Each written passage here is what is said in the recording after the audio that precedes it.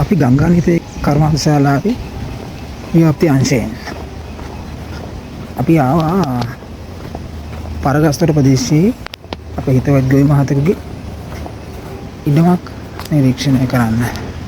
මේ තියෙන්නේ ඔහුගේ ඉඩම.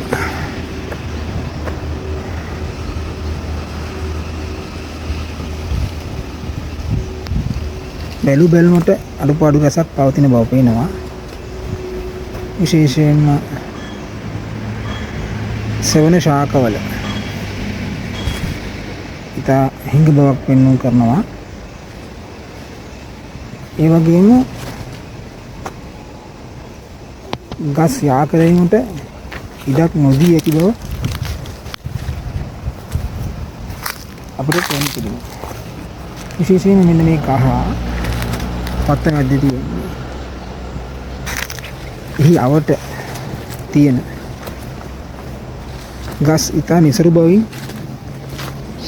යුක්ත බව පෙනී යනවා. ගස් හැදිලා නැහැ.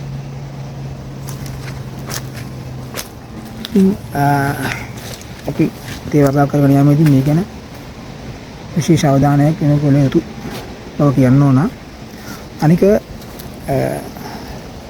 මෙම වගාව කර ඇත්තේ බෑවුම තියෙන්නේ මේ අතට. ඒකට නමුත් බෑවුම පැත්තට තමයි මෙහි පෙළි සකස් කරලා තියෙන්නේ. බෑවුම දිශාවට වෙන්නේ. බෑවුමට හරස් වෙන්න නෙවෙයි. ඊළඟට තියෙන කාරණේ තමයි විශේෂ තනං කරන්න ඕනේ මෙන්න මේ යා කර ගැනීමට කිසිම අවධානයක් යොමු කළ නැහැ. පැත්තේ තිබෙන මේ අතුවල දළු නිතරම කැඩීමට ලක් කරලා තියෙනවා. එතුමාගේ ඉල්ලීම තමයි මොකද මේ කහ වෙලා තියන්නේ කියලා.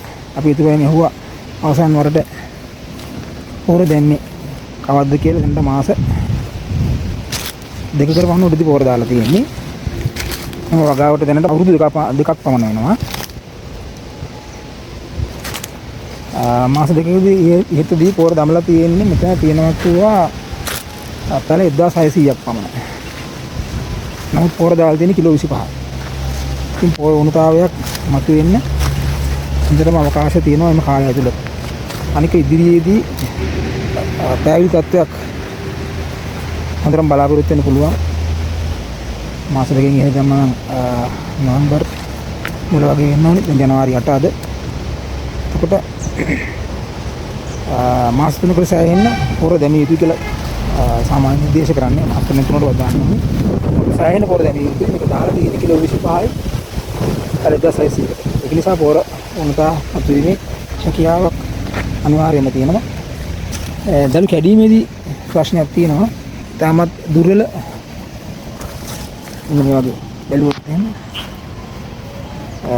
දළු සූරා කැඩීමට ලක් කර ඇති බවක් පේනවා.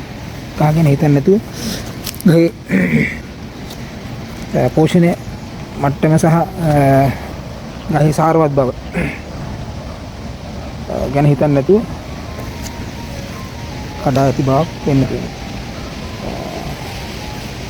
මට තවත් මේ පිළිබඳ අදහස් දැක්වීමට එන වීඩියෝ පටයට කමෙන්ට් කරන්න පුළුවන්.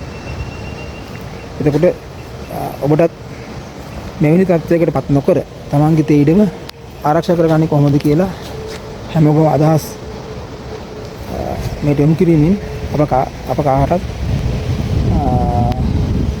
අවබෝධයක් ලබා ගැනීමට පුළුවන්. හොඳයි. බොහොම ස්තුතියි. අපි නැවතත් මෙවැනි වීඩියෝ එකකින්